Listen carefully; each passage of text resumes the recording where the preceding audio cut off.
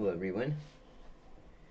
Welcome back to Living Clean, read by John Clayton, myself.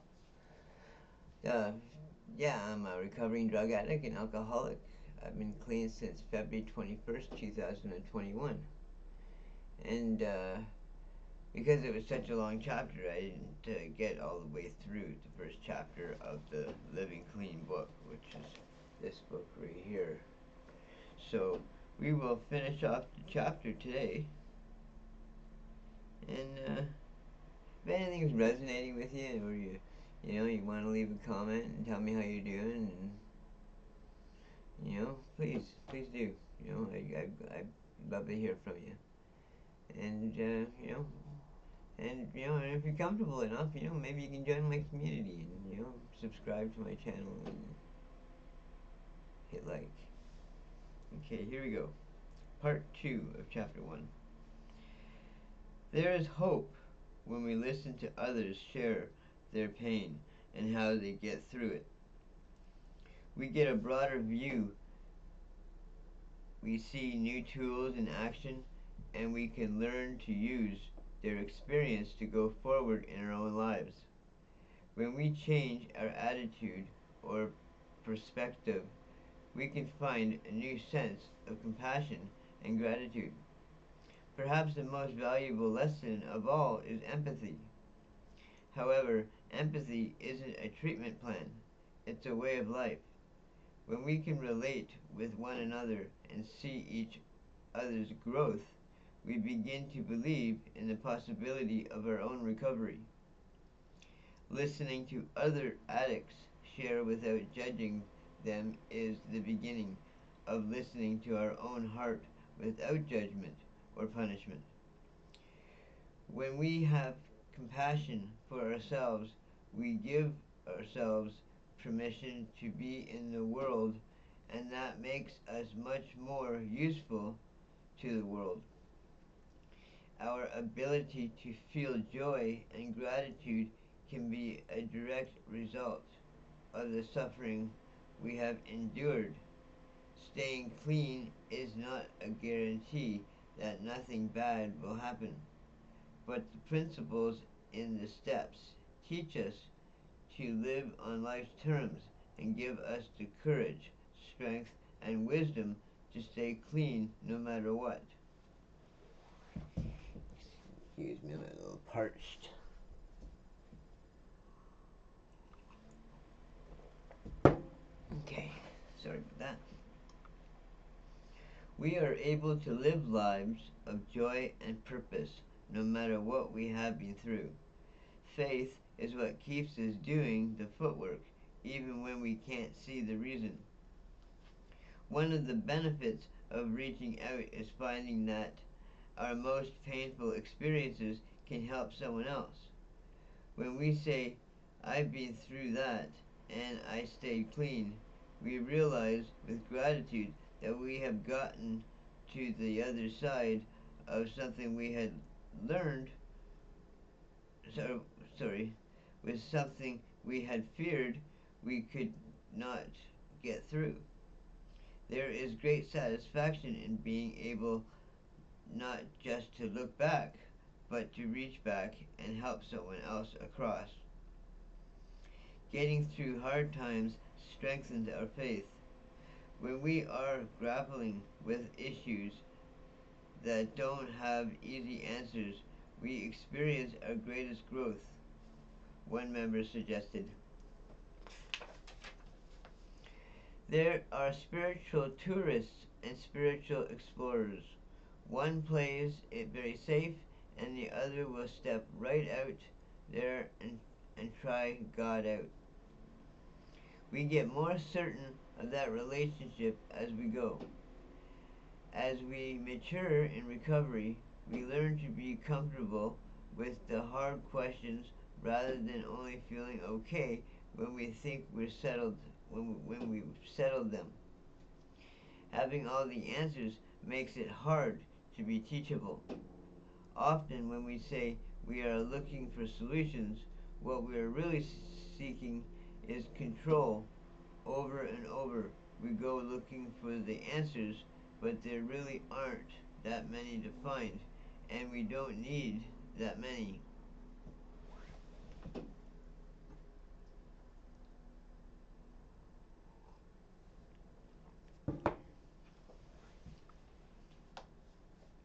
And we don't need that many. The steps help us to increase our ability to be honest with ourselves and others. More often and sooner in the process, we are able to recognize our responsibility for our actions and motives. Identifying what drives us to act as we do helps us to find relief from all the ways our disease shows up. It also gives us the ability to see more clearly. We begin to move forward what we want rather than just away from what we fear. Each time we let go, there is a degree of mourning and then an opening of possibility. Each time we get through that process, we find new freedom in ourselves. But it can take years to let go enough to feel that freedom. We hang on fiercely, mistaking the attempt to control all the variables in our lives for vigilance in our recovery. Letting go looks different at different times in our recovery. Making peace with loss is one way we learn acceptance. When we experience loss and find that we can still feel complete within ourselves, something changes. The feeling that we must constantly fight for our survival starts to ease. We can let something else be right or let something go without losing ourselves or our dignity. We can see our part in situations without falling into the belief that everything has to be somebody's fault.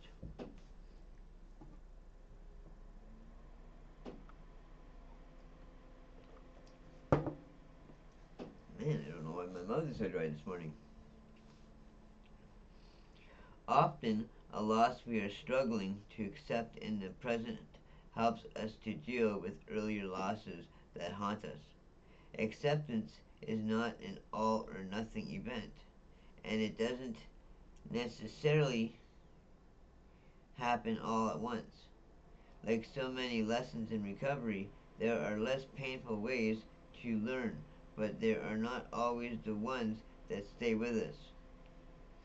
The more we learn about ourselves, the more we are able to work towards our own personal vision of hope. At the same time, we remember that our vision for ourselves is a fleeting glimpse of our power of our higher power's will for us. As we pursue our dreams, we may find ourselves in places we never imagined. It's all possible, but that means we take risks and sometimes experience failure. Even when we fail or fall flat on our face, we can get up again and move forward. That's part of the journey, too. We get less and less afraid of the truth, but we don't get there by standing still and waiting for recovery to happen to us. We learn, we grow, we give, we create, and we keep coming back.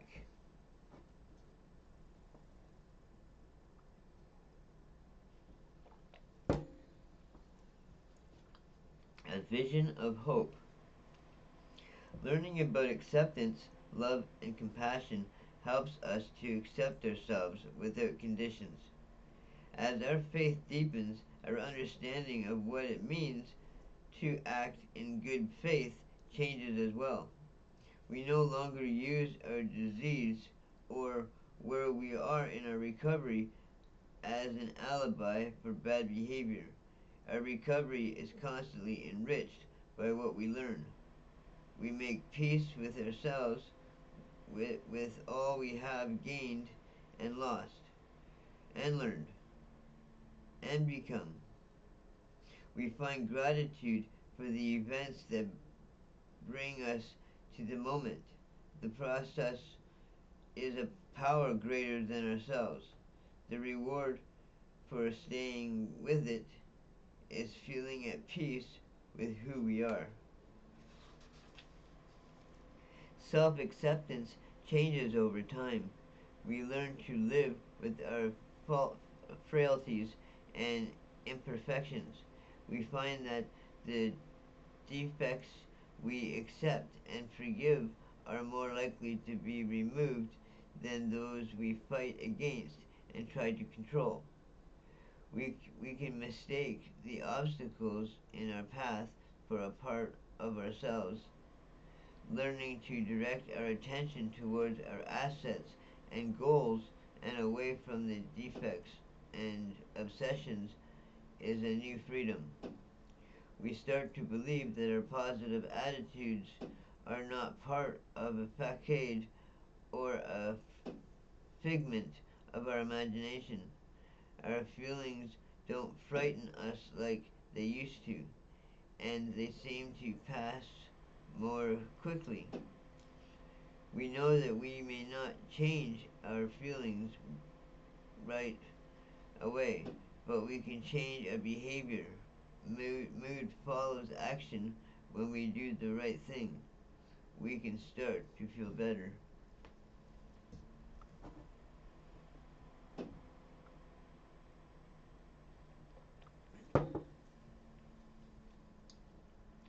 The person we see in the mirror may bear little resemblance to the vision of ourselves that other people know. When we are locked in self-obsession, we may have no idea of the damage we are doing to the people around us, or even to ourselves.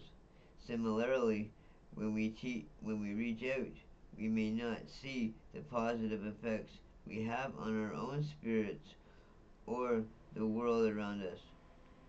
We may still see ourselves as we were when we got here, not recognizing that the principles we have been practicing have become part of who we are.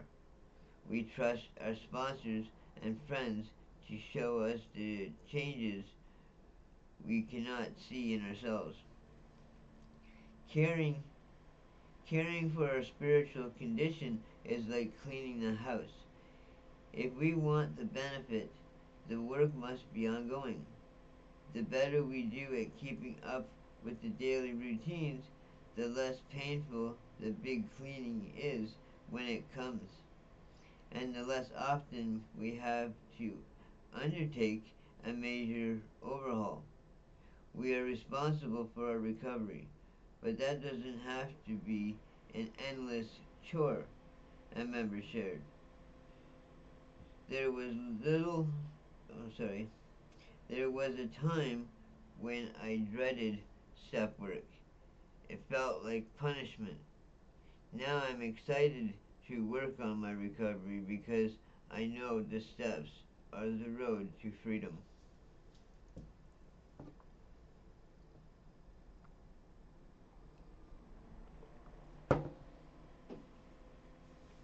It's not recovery that is painful. Our resistance to it is what hurts. When we step away from our recovery and act against our beliefs, that hurts. Using is about distortion. We are drawn to things that distort our perception. From drug use to resentment, sanity is living in harmony with reality. When we are spiritually awake, we are willing to take clearly. We are willing to see clearly. We recognize the habits of mind that lead us back to the same feelings over and over, regardless of what's happening around us, until we stamp it with the name excitement, or fear, the feeling can be identical. Making a choice in how we describe our experience gives us a choice in how we experience our lives. Allowing ourselves to be happy can be a surprisingly boring process. It always continues in one way or another. Some of us fear contentment because it might lead to complacency. Other, Others of us fear that if we are ever content, there will be nothing left to try for.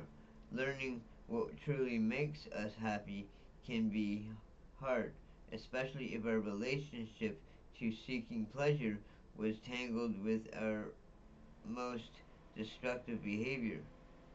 Finding the balance is a challenge. When I got clean, I could feel the grief of every leaf falling from the tree.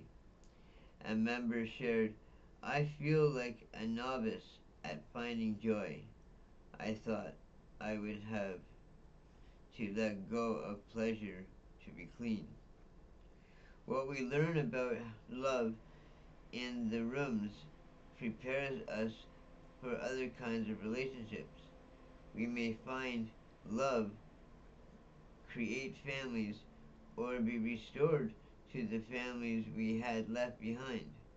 Some of us discover that we have talents for contributing to the world in other ways, whether through our creativity, our empathy, or our addict ability to focus on one thing and do it. Till it's done, the skills we learn in the rest of our lives in turn become tools we use to help carry the message. When we stay involved with NA, we can see that we have a valuable contribution to make to the world. We may not see all these changes at first, but we feel it somehow and get a glimmer of hope that our lives are changing.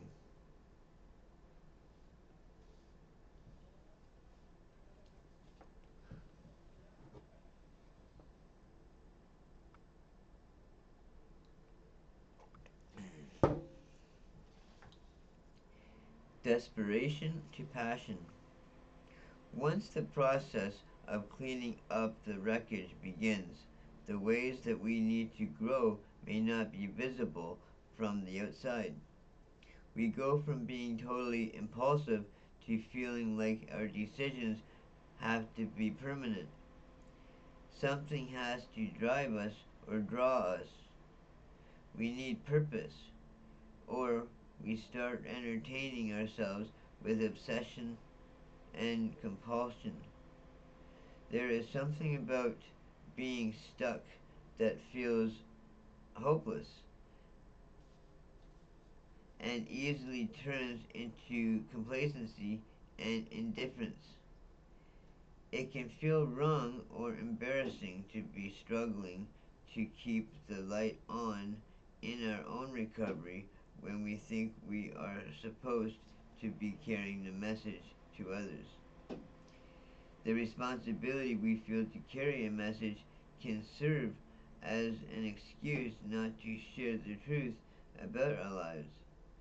But without the truth, we have no message at all. And when we are not open, it's hard for the right. It's hard for light to get in. Admitting is the beginning of change. Putting the life back in our recovery is really not that hard. We look for the passion and the nurture it.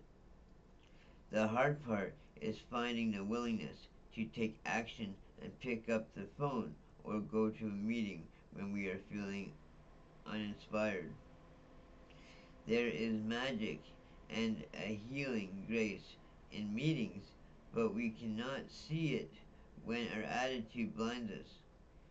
Coming back to meetings after we have been gone for a while can be awkward.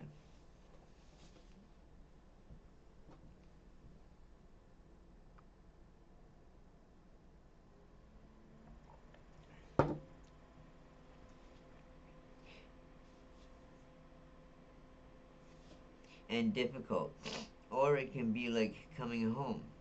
There is a sweetness to walking into a room we have not been in for some time and seeing so much unchanged. Still, meetings make more sense than we attend them reg- regularly. When we drift in and out, they can seem dull and boring. Part of the magic comes from continuity.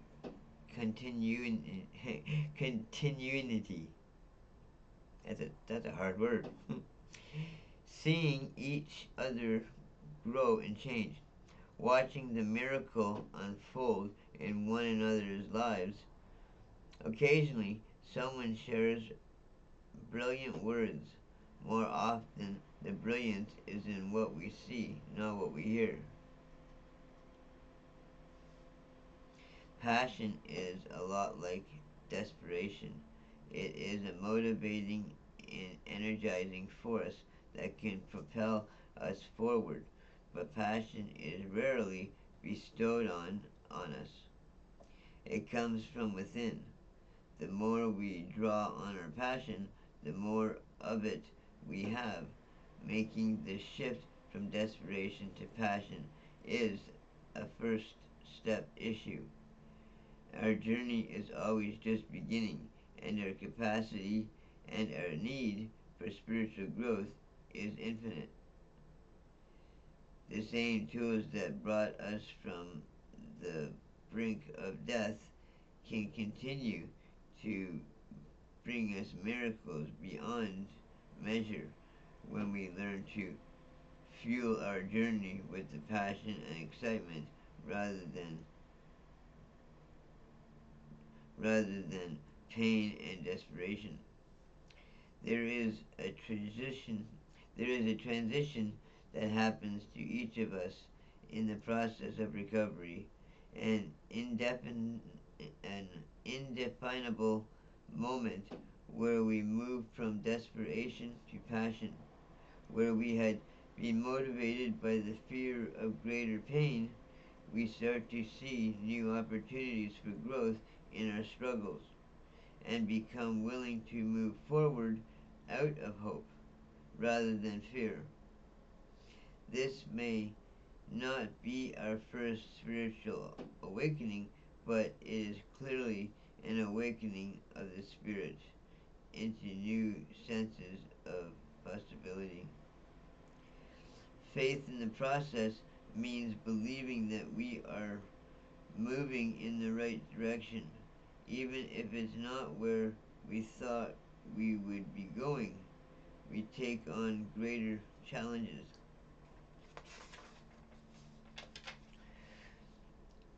Well, this is a long rest of the chapter.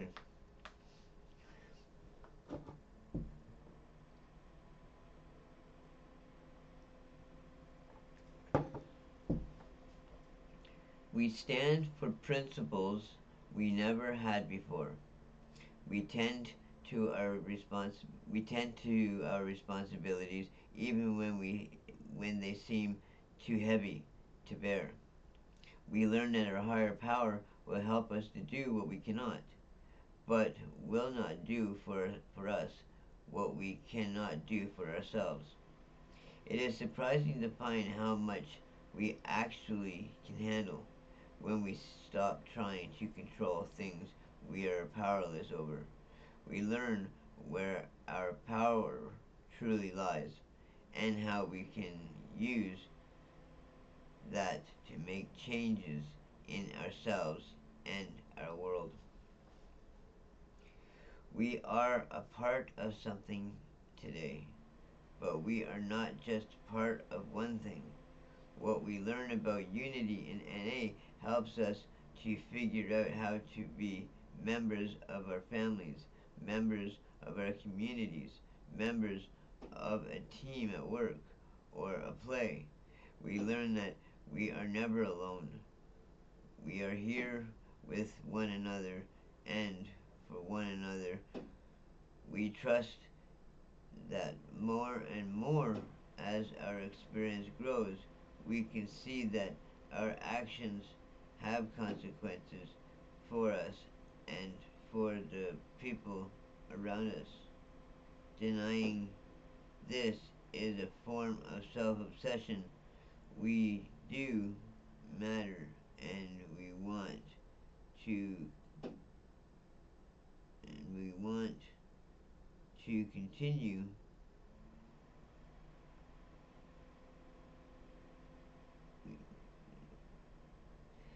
sorry we do matter and we want to consider how we contribute. Lost track of where I was there for a second.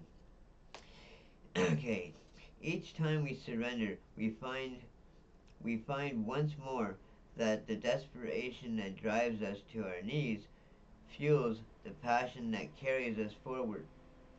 When hope manifests into reality, our lives change. Our experience affirms what we believe, and our belief grows into faith. When our faith grows into knowledge, the program that we once struggled to practice has become part of who we are. We find here what we were looking for all along: connections to others, connections to a higher power, connections to the world around us, and most surprisingly of all, connections to ourselves. Why we stay.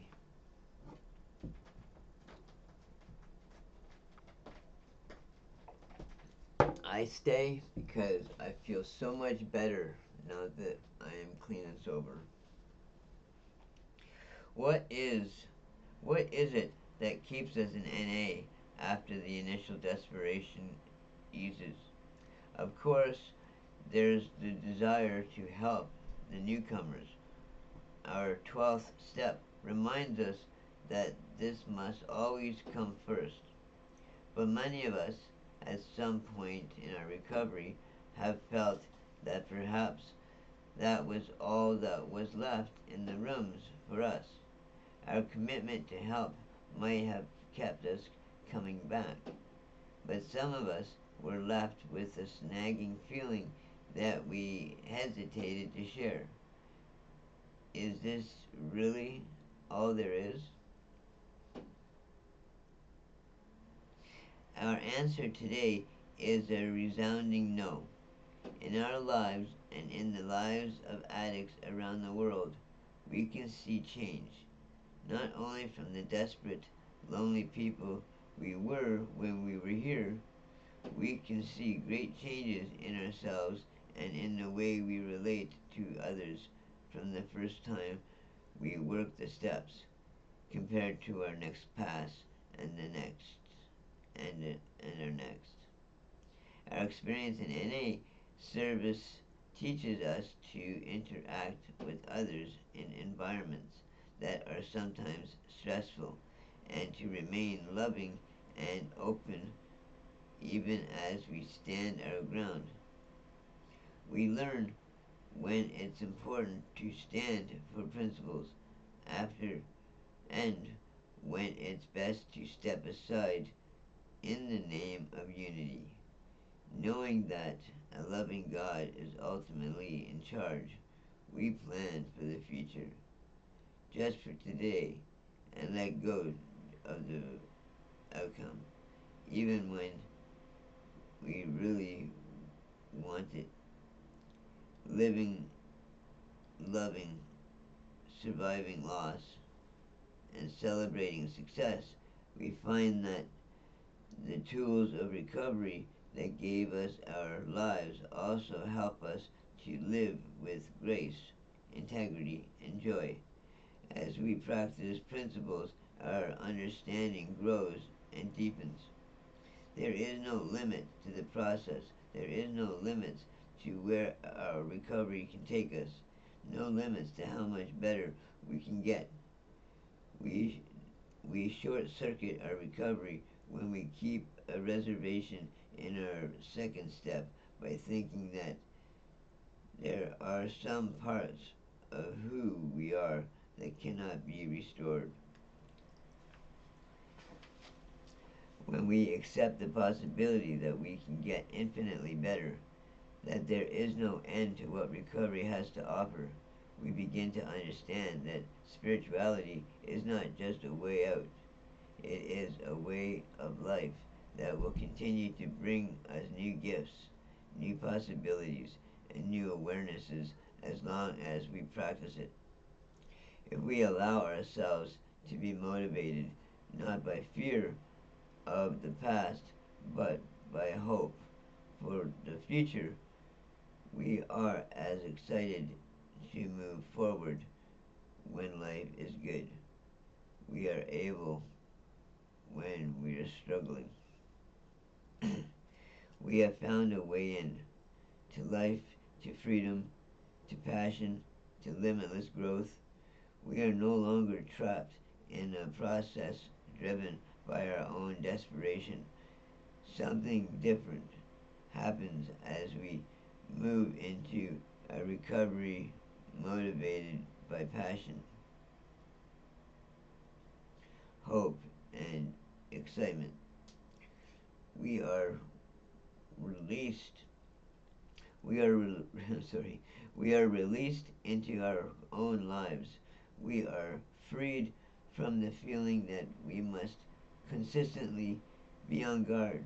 We are free to discover the capacity of our own ability to love and care for others more deeply than we had imagined. Yes, we are a vision of hope. As the basic text says, this book is about seeing that hope as something that always grows, drawing us forward throughout our recovery and throughout our lives. We don't just recover, we thrive. The NA program gives us tools for living. The work is never ending, and the rewards of living the program are ongoing as well. The work to improve our circumstances, creating and recreating a life that matches our vision for ourselves. Often the change we seek is in our ideas and attitudes. We learn to see the world more clearly. We are so grateful for the recovery we can see in ourselves and the people around us. Great rewards are always waiting for us, and if we are willing to make the effort. Narcotics Anonymous is a bridge to life and a path we can walk throughout our lives. The gift is freedom. Each level of freedom we experience opens us to greater freedom beyond, just as each level of awareness allows us to recognize how much we do not yet see. Although we may live every diff- Although we may live very differently from one another, we share the same journey. We are so grateful to have found recovery, to be living clean, and to know wherever we are in our travels, the journey continues. Wow, that was a long chapter. Yeah,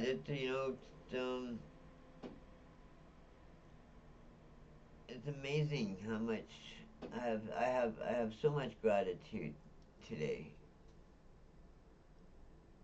because of because of my recovery and everything that has kind of happened since I've been in recovery. And as you probably heard me mention before, You know, this is the first time I've ever been in recovery, and the fact, you know, knock on wood, you know, the fact that, you know, I haven't relapsed is a miracle. And, you know, again, I don't want to die. So, you know, I came close quite a few times, and so I now appreciate life.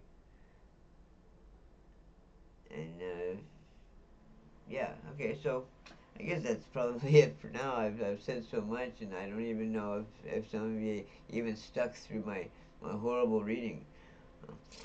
I sound so horrible, I think. Um, but anyway, if if if you're having a hard time understanding me, or if I'm not speaking clear enough, please leave a comment and let me know. Um, or excuse me, if you want to share a story about yourself, or or if you just want to say hello, join my community, and subscribe, and maybe hit like, and we'll see y'all again soon. Okay, take care now. Bye.